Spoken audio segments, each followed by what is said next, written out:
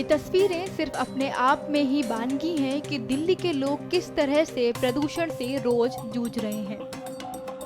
बढ़ते प्रदूषण और आरोप प्रत्यारोपों के बीच दिल्ली सरकार ने प्रदूषण पर काबू पाने के लिए ऑड इवन लागू करने की एक बार फिर से तैयारियां शुरू कर दी हैं।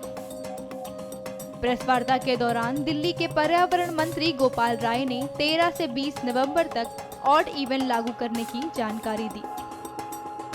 इस बीच दिल्ली के लोगों ने उनके इस फैसले पर प्रतिक्रिया देते हुए कहा कि उनको इस बारे में फिलहाल जानकारी नहीं है और उन्हें नहीं लगता कि इससे प्रदूषण कम होगा।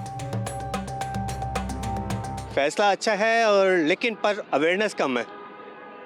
अवेयरनेस मतलब लिटरली मेरे को तो जैसे अभी पता चला कि 13 तारीख से ये शुरू हो गया है, तो मतलब मीडिया शायद मैं इतना नहीं देखता या वट एवर, मतलब अवेयरनेस बहुत कम है।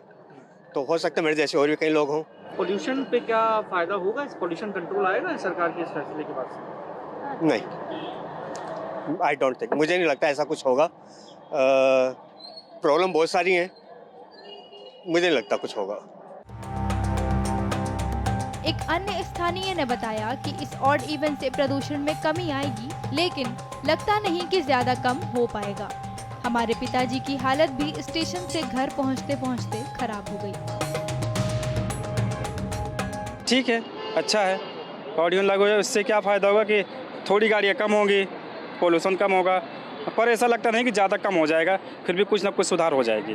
अभी फिलहाल सांस में बहुत दिक्कत है, आंखों में बहुत जलन हो रही है, कहीं पे भी निकल जाओ। अभी हमारे फादर जी आए थे, उन्होंने कहा यहाँ दिल्ली में क्या हाल हो रखा है पूरा, है तो आंखों में जलन हो रही है। स्टेशन गए लेने, वहाँ से यहाँ तक आते आते उनकी हालत ख़राब हो गई। कह रहे बहुत जरूर, तो फिर भी कल वापस चले गए।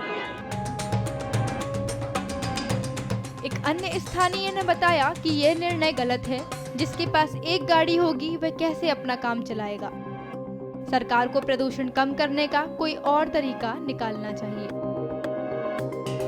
ये गलत फैसला है दिल्ली गवर्नमेंट का, क्योंकि इसमें जिसके पास एक गाड़ी होगी वो तो दिल्ली एंट्री कर ही नहीं पाएगा, बेफिजूल का चालान होगा। ये तो गलत ही है, क्योंकि पॉल्यूशन के लिए कुछ और तरीका निकालना चाहिए।